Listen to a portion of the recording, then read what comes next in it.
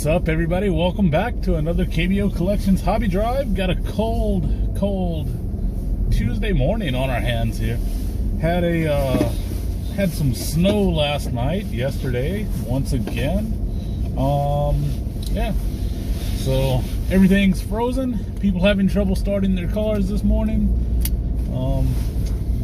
Fortunately, my car started without too much problem, which is generally the case. I've got my car is gas now, and so it starts fairly easily. Back when I had a diesel, I had a diesel up until last year, and it was bad trying to start it in the wintertime. But anyway, so that's about starting the cars.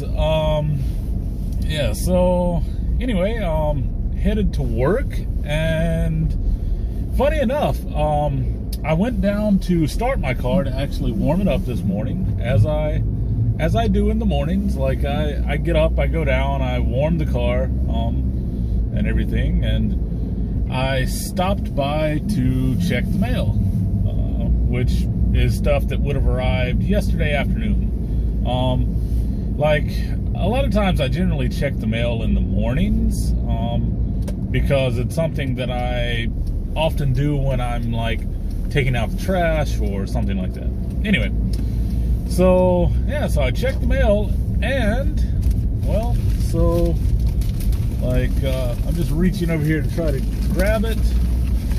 So right here, package from 1 Million Cubs arrived. My trade package from Bo arrived. And funny enough, that was actually the topic that I had planned on talking about this morning. Not exactly about the 1 Million Cubs, like Bo's trade, but trades in general. That was actually the topic that I was going to talk about, and that was trades. And do you trade? Who do you trade with, and how do you trade?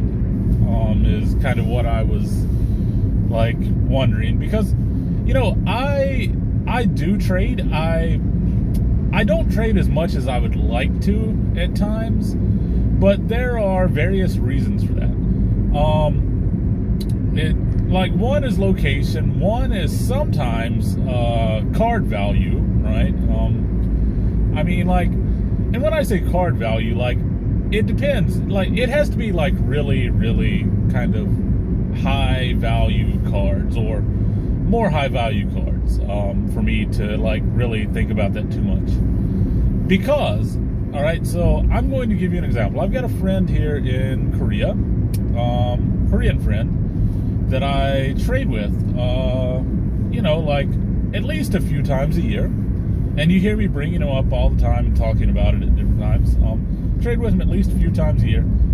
And the way we trade is, it's kind of, we don't really look so much at values and things like that, unless it is a more valuable card. A lot of the times we simply just say hey, yo, I've got some Yankees I'm gonna send you. Okay, cool.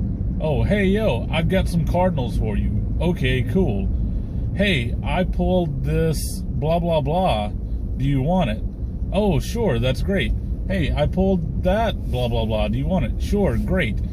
Let's get together and let's trade when we see each other next time. That kind of stuff. That's we don't really argue or haggle over the stuff. We just know that I know that my Yankees and Cal Ripken Jr. stuff goes in his collection.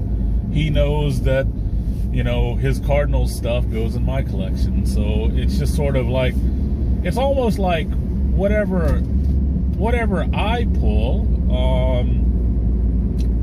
pull, of Yankees is he pulled it, and whatever he pulls of Cardinals is I pulled it, more or less. And so that's kind of the way things work with us and everything in terms of our trades.